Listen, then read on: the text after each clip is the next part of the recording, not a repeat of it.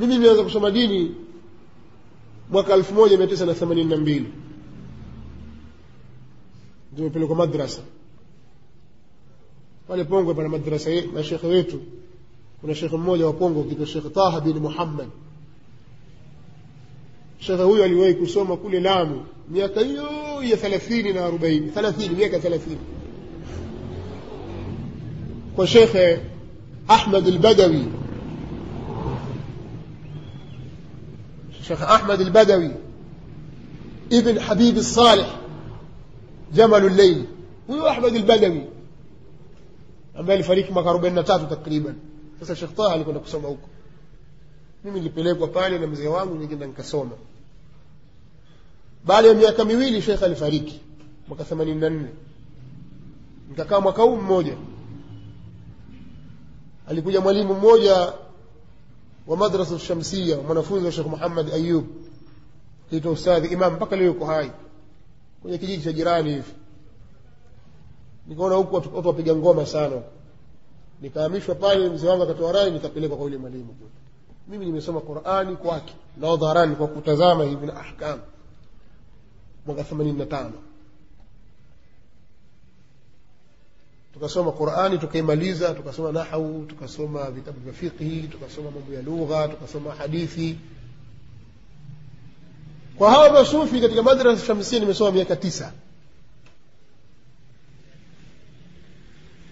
Na nimesoma mambo mengi hasa katika mambo ya lugha ya Kiarabu. Na nimesoma vitabu vya nahwu havipungui 20. Naweza kuvitaja hivi hivi na vingine nimevihifadhi vile vilivyomo ndani yake. Nimesoma kwao kuanzia hiyo ajrumia na shuruhi zake na mutun nini manzumat, nimesoma pale. Elimu za faraidh, elimu za usul, mimi nimesoma pale kwa masufi. Sasa ndio nini kusoma? Na tumesoma vitabu vya aqida za kisufi kwa sababu hiyo hali ilivyokuwa nayo tusomesha. Hatujajua sisi, tunajua hii ndio ilmu. Mpaka nimeondoka pale nimekwenda Mombasa kusoma. Kule Mombasa ile mahadi Kisauni al-Islami, ile syllabus yao walionayo ni syllabus ya Jamiatul Imam Muhammad bin Saud. Ukiangalia syllabus ile ni syllabus ya kisalaf, yani ahli sunna wal jamaa. Kwa wakati ule, sijui sasa hivi, maana nasikia imevurugika. Kwa sababu wale Jamiatul Imam walikuwa wakiisimamia wao wenyewe na kila mwaka walikuwa wakija. Lakini walimu wake wote ni mahizbi aqhah. Vile vile mahadi Kisauni kwa wakati ule. Lakini nimesoma Fathul Majid pale, nimesoma Aqidatul Wasitiyya pale, na nimesoma Fathu Rabbil Bariyya pale, yani Taqribu Tadammuriyya pale. Na ndio ukijua aqida ahli sunna wal jamaa. Na wallahi katika kitabu kilichonibadilisha mimi kuiacha aqida ash'ariyya ni Taqribu Tadmuriyya kwa Sheikh Ibn Uthaymeen. Taqrib Tadmuriyya. Sababu kule tumesoma ile zile jawharatu tauhid, tumesoma matn as-Sanusiyya, tumesoma jawahirul kalam. Hivi ni vitabu vya aqida vinakariri vitabu vya nini madhhabi ya Ash'ari. Lakini baada ya kusoma kitabu kile mimi nikautupa uash'ariyya bihadhafiriha, kautupilia mbali. Na walillahi alhamdu, kwa sababu pale Mahdi Kisauni wakati ule pana maktaba kubwa ya ahli sunna, vitabu vya ahli sunna, na ilikuwa ikifunguliwa tukisoma. Mimi kwa mara ya kwanza nilianza kumsikia Sheikh Al-Albani pale Mahdi Kisauni, nilikuwa nakwenda kuchukua kaseti zake na lazima nasikiliza. Nilikuwa nampenda sana, na nikasoma baadhi ya vitabu vyake, kwa sababu kule tumemezeshwa mashubuhati, mambo ya tawassuli, mambo ya maulidi, mambo ya kadha.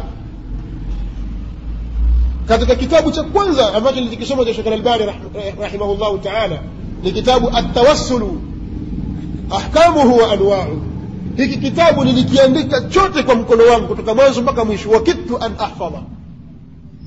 Nilikurudia kukihifadhi hiki kitabu, hoja zote zile nilikuwa nikiandika kwa mkono. Nikifika maktaba na kitabu kile na kinasikh, kwa sababu nitakipata wapi? Halafu mambo ya fotokopi ilikuwa kidogo ni ngumu, nataka uwezo, nataka pesa, na hamna. kitabu kile nikisoma na kile tahdhiru sajid nikakiandika kwa mkono, na kitabu kingine cha Sheikh Saleh Ali Sheikh hadhihi mafahimuna anamjibu Alawi al-Maliki, na kitabu cha Sheikh Sheikh ibn Mani' Sheikh ibn Mani' ana kitabu chake cha Hiwaru ma'a al-Maliki anamjibu Alawi al-Maliki. Tumesomeshwa hoja zake kutokea Maulidi. Sasa huyu Sheikh hapa wa Saudi Arabia alikuwa akimbanja yule, nikakinukuu kile kitabu nikasoma ile ndani yake, alhamdulillah nikaifahamu da'wa ya Ahlusunnah wal Jamaa, lakini ikawa fihi ma fihi. Bado sijafahamu da'wa salafia. Huwezi kufahamu da'wa salafia kirahisi pale. Katika vitu vibaya ambavyo vilikuwa tukisomeshwa pale visivyokuwa sawa sawa katika manhaji ya Ahlusunnah, ilikuwa tukisomeshwa falsafa, ilmu al-ijtimai wal falsafa. Somo baya kabisa. Somo kina Farabi, kina Ibn Sina, kina nani mwasoma na mafalsafa yao. Lakini walikuwa na walimu wazuri katika upande wa lugha ya Kiarabu. Walikuwa wakiwaleta vijana wa Kimasri pale kusomesha lugha ya Kiarabu kama balagha na mengineyo. Na nikasoma elimu za mantiki nje ya hapo, ambao ni elimu khabith, haram, lakini ilikuwa hatujui. Na elimu ya arudhi wal qawafi, kuna baadhi ya ikhwa walikuwa wakinisomesha katika hayo, ndugu mmoja, akhi mmoja Azhari. Lakini wakati niko mahadi Kisauni nikawa nasikia habari za Sheikh Mukbil rahmatullahi alayhi, kasema lazima mimi niende huko, lazima niende biidhnillah. Nikawa nimeweka azma, kwanza naona simalizi, lakini alhamdulillah nikamaliza masomo yangu mwaka 1998 kumaliza thanawi. Wakati ule ukimaliza thanawi ni sheikh mkubwa sana huko mwetu, ana thanawi yule bwana, na kidogo ilikuwa martaba ile mahadi Kisauni kidogo ilikuwa kabla haijadhoofika. Basi mtu mwenyewe akishakuwa na gamba lake la thanawi ajiona kwamba ana form 6 yule ya dini yule, basi ni sheikh mkubwa anatamba humu.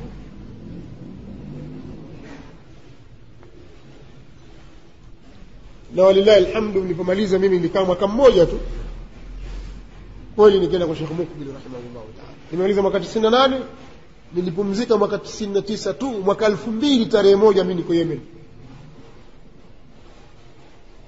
nishaingia, nilishaika azma kwamba mtaenda, na nikaenda. Sasa kuna ndugu yangu mmoja akaniambia yeye aliwahi kupita kwa Sheikh Mukbil zamani, miaka ya nyuma, miaka ya mwanzoni, miaka ya 90, 92 au 93, iko pale Tanga. Anaambia bwana, huko kuna njaa, huko hakuna mawasiliano, hakuna hata barua, hakuna mahali pa kupeleka barua wala nini, wewe ukifika umefika huko hivi. Akataja shida zote, nikamwambia nataka huko nitakaye kwenda hivyo. Ikawa nimepanga nende Mombasa tupande majahazi ya kwenda Yemen.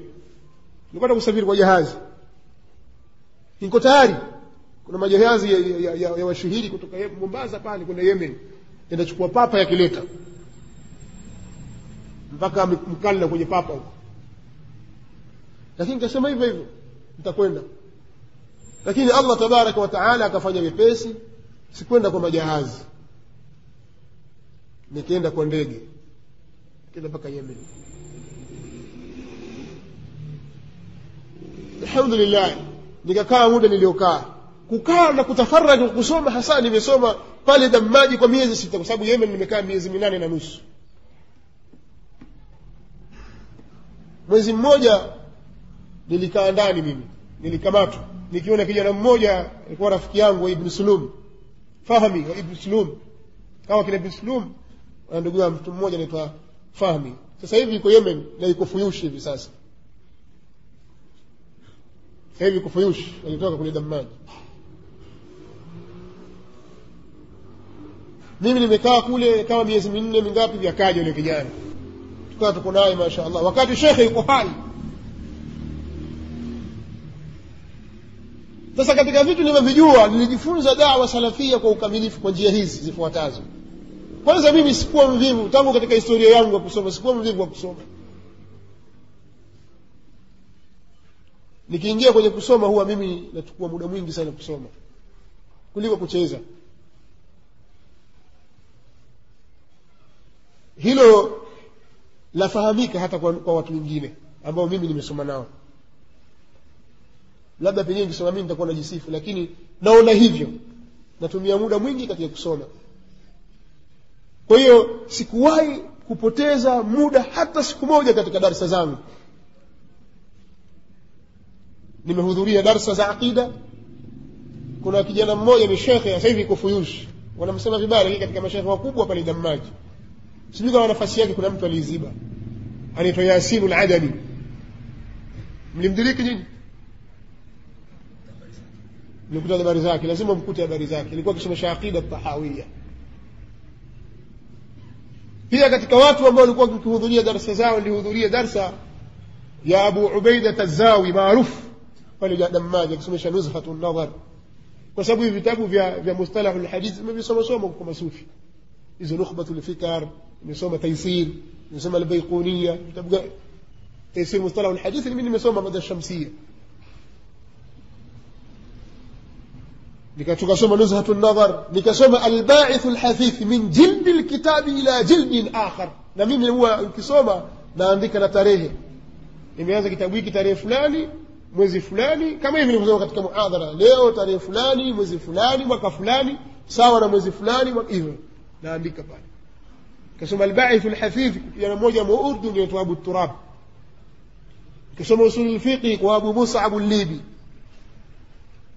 Nisoma mwanzo wa kitabu mpaka mwisho wa kitabu, na vitabu vyangu vya Damaji niko navyo kwenye maktaba yangu. Na nimesoma vitabu vya balagha viwili kutoka mwanzo wa kitabu mpaka mwisho wa kitabu ndani ya miezi 6. Hii miezi 6 nilisoma al-Balaghatul Wadhiha, alisomesha kijana mmoja ambaye alikuwa ndo mwalimu wa balagha pekee yake pale Damaji kwa wakati ule, akiitwa Maqbul al-Ahdali. Alikuwa akimsomea Sheikh Muqbil rahimahullah ta'ala katika darasa zake, na pia alishirikiana Sheikh Muqbil yeye na Muhammad Qaid katika kuandika tafsiri ya Ibn Kathir. Kijana huyo alikuwa ni mwalimu mzuri wa balagha na ni imamu wakati mwingine akiswalisha pale kwa riaba anapoondoka Sheikh nani yule imam maarufu Ahmad al-Wasam, bado yupo yule jayid. Kwa hiyo nikasoma kitabu al-Balaghatul Wadhiha, na nikasoma kitabu Jawahirul Balagha cha Ahmad al-Hashimi. Ndio zakishangaa miezi 6, mbona wenzako wamekaa miaka 4 miaka 3 sifuri? Ndio hivyo, dhalika fadlullah yutihi man yasha. Na Sheikh Muqbil mwenyewe alikuwa akikaa kusomesha durusi zake baada dhuhuri na baada al-asri na baada al-maghrib.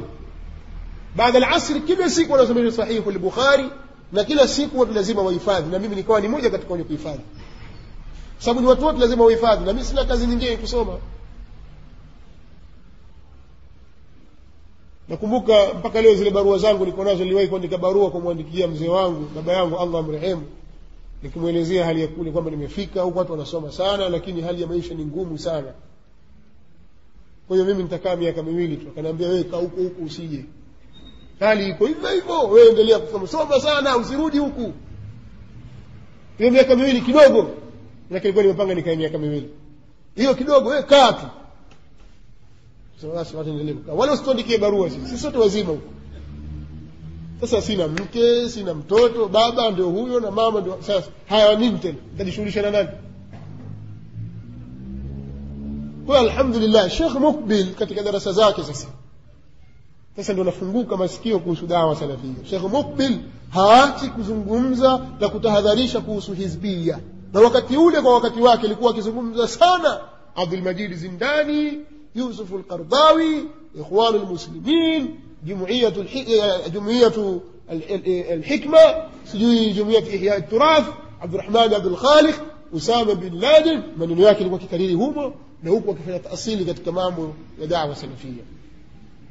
Lakini katika vitu ambavyo vilimsaidia sana kuifahamu da'wa salafia, nazungumza kwa ukweli,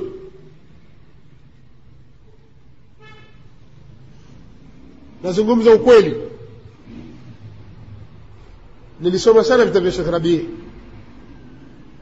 na vitabu vyangu vyote vile vya Sheikh Rabi' nilivyovinunua, Al-Awasim, si Mata'in Sayyid Qutb, si Al-Hadd al-Fasil, sunini zote nilinunua Yemen, na nilikuwa nikivisoma sana vile vitabu, nikafahamu dawa salafia ni nini.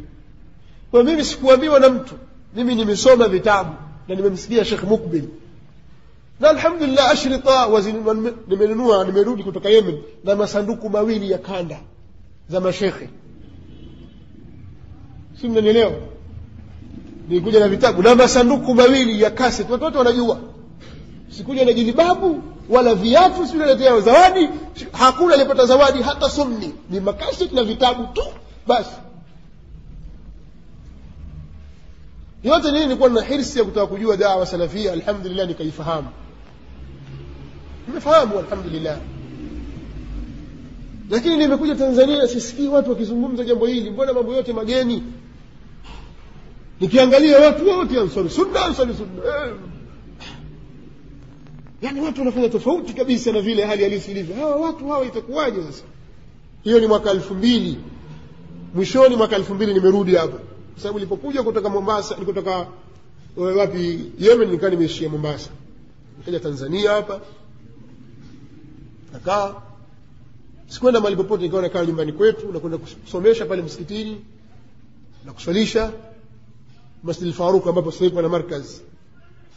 Hapakuwa na mwalimu pale, nikaa nasomesha. Abu Hudhaifa huyu ndio alitaka anipeleke Morogoro, aenda kuleta hapa Moshi markazi hii. Nikamwambia mimi siendi. Mshahara, nikamwambia hapana, mimi nakula kwa babangu, yatosha, nitawasomesha ndugu zangu. Nikawa nasomesha pale msikitini. Pana vijana walikuja pale, wengine kutoka Pangani, wengine kutoka Dodoma, wengine wako pale, vijana kama 6-7, nikawa nawasomesha. Abu Hudhaifa akaja tena na ombi kwamba itabidi uende Morogoro. Nikamwambia siendi, mimi niko hapa nasomesha ndugu zangu, sitakwenda. Yeye ndio mudiri wa taasisi ya Al-Haramain. Sasa kwa sababu tufahamiana, na yeye ajua tunatoka kwa Sheikh Mukbil, na yeye ajua Sheikh Mukbil ni nani, akanipa baadhi ya vipindi, nikawa nakwenda kusomesha Mahadi ya Mshafi. Hawa kina Fadhil Abu Naima ni mashahidi hawa. Hawa walikuwa ni wanafunzi wakisoma kule.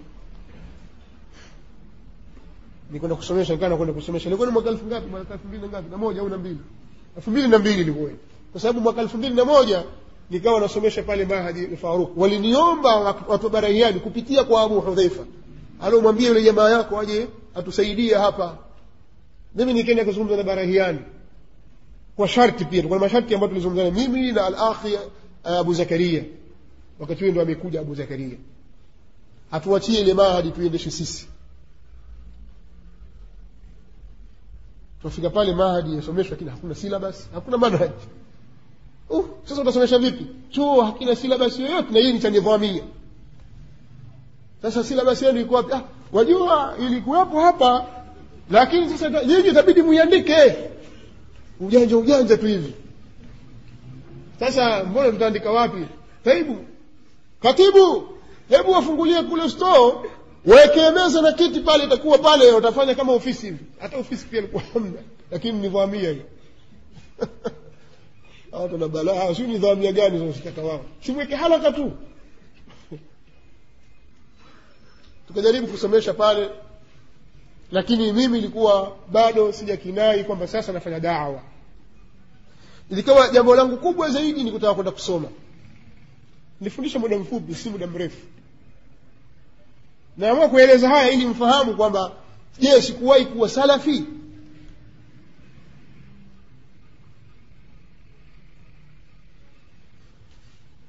Basi Abu Hudhaifa kwa mapenzi yake yeye mwenyewe, bila masharti yoyote, alimtuma mmoja katika madereva wake, akamwambia pana akhi pale Pongwe anasomesha. Mimi nimekaa msikitini nasomesha, yeye anataka kunipeleka mahali nipate mshahara, sitaki.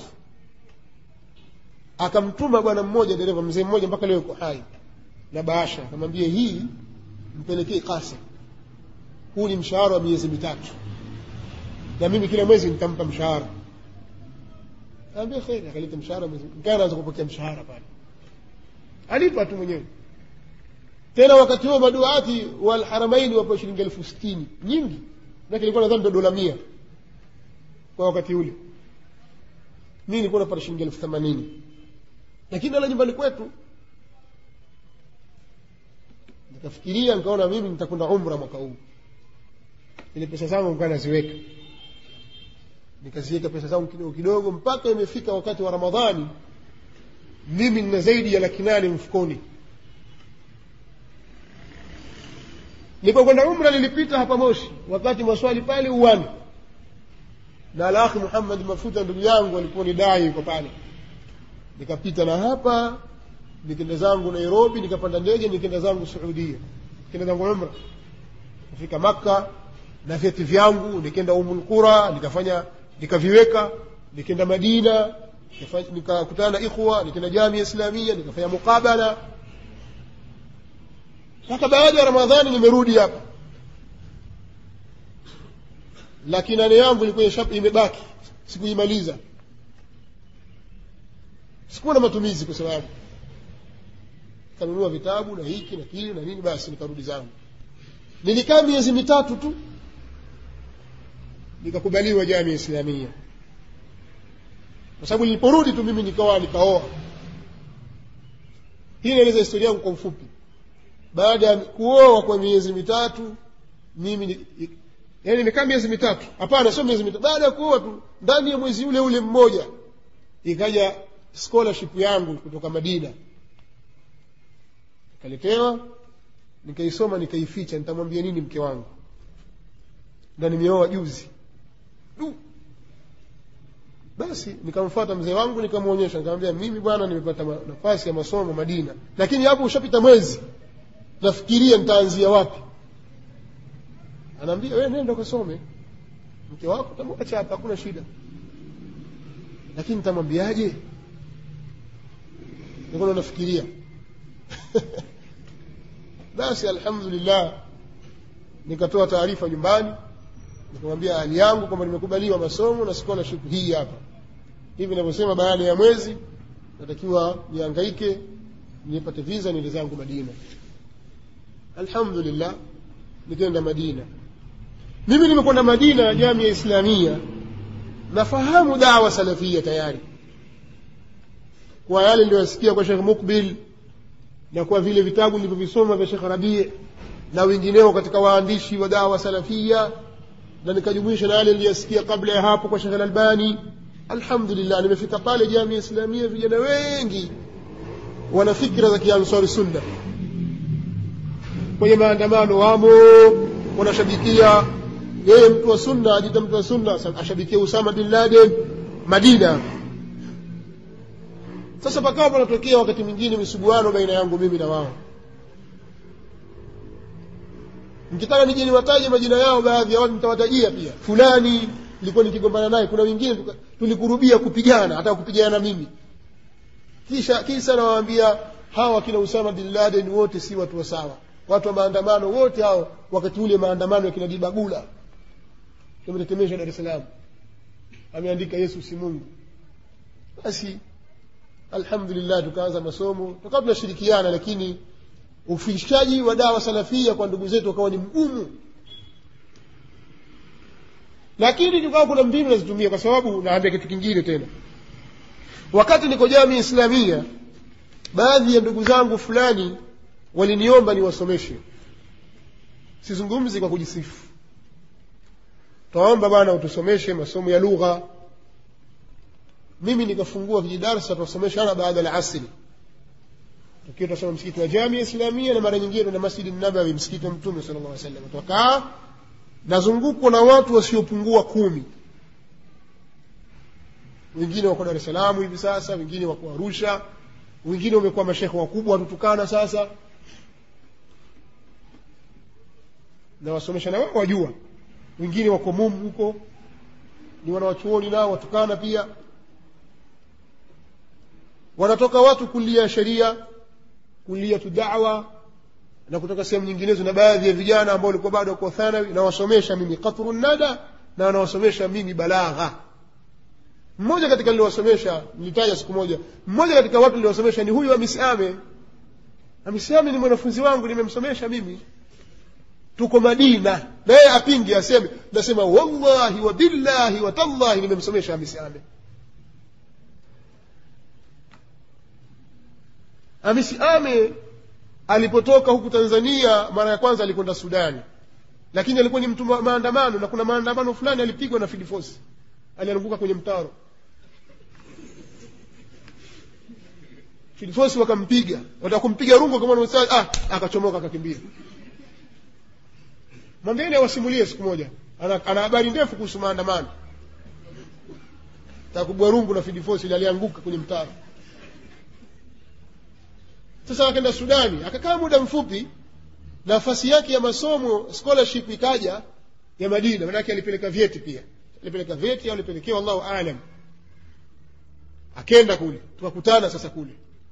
Tukajuana, tukawa karibu na hivi, lakini sasa yeye ikawa bado ana zile fikra za kiharakati.